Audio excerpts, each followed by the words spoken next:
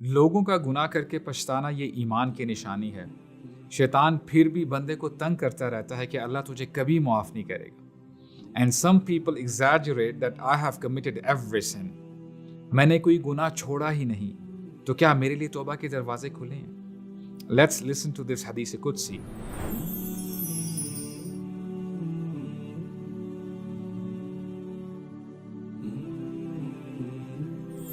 اللہ تعالیٰ فرماتے ہیں، یا بنا آدم، اے آدم کی اولاد، انک ما دعوتنی ورجوتنی غفرت لک ولا ابالی۔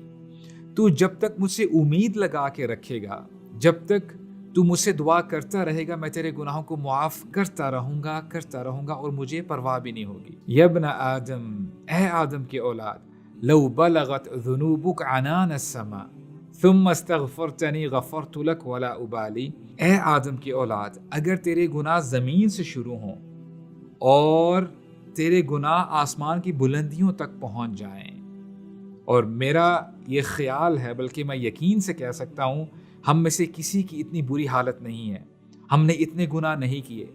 اللہ تعالیٰ یہ ہمیں اس لیے بتا رہے ہیں کہ اگر اتنے گناہ ہو بھی جائیں تب بھی مایوس مت ہونا۔ اے آدم کی اولاد، اگر تیرے گناہ زمین سے شروع ہوں اور آسمان کی بلندیوں تک پہنچ جائیں، پھر تو اپنا ہاتھ اٹھائے، مجھ سے دعا کرے، اپنی جھولی پھیلائے، یا اللہ I have wronged myself، میں نے اپنے اوپر ظلم کیا ہے، یا اللہ پلیز forgive me، اے اللہ مجھے معاف کر دے، اے اللہ میرا آپ کے علاوہ کوئی بھی نہیں، اے اللہ آپ ہی میرے ولی ہیں، آپ ہی میرے پروٹیکٹر ہیں، آپ ہی مجھے بچا سکتے ہیں۔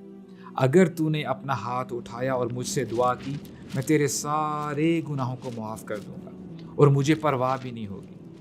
اللہ تعالیٰ کی بادشاہت میں کہاں کمی ہوگی اگر اللہ تعالیٰ ہمیں معاف کر دیں گے؟ On the contrary، اللہ سبحانہ و تعالیٰ will be happy، اللہ تعالیٰ تو خوش ہوتے ہیں جب اللہ کا بندہ اللہ تعالیٰ کی طرف پلٹتا ہے۔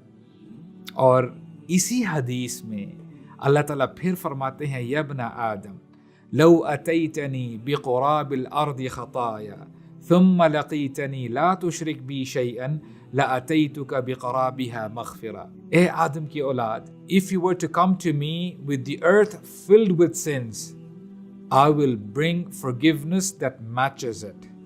میں اتنی ہی مغفرت لے کے آؤں گا تیرے پاس، لیکن ایک کنڈیشن ہے، لا تشرک بی شیئا، مجھ سے کبھی شرک مت کرنا۔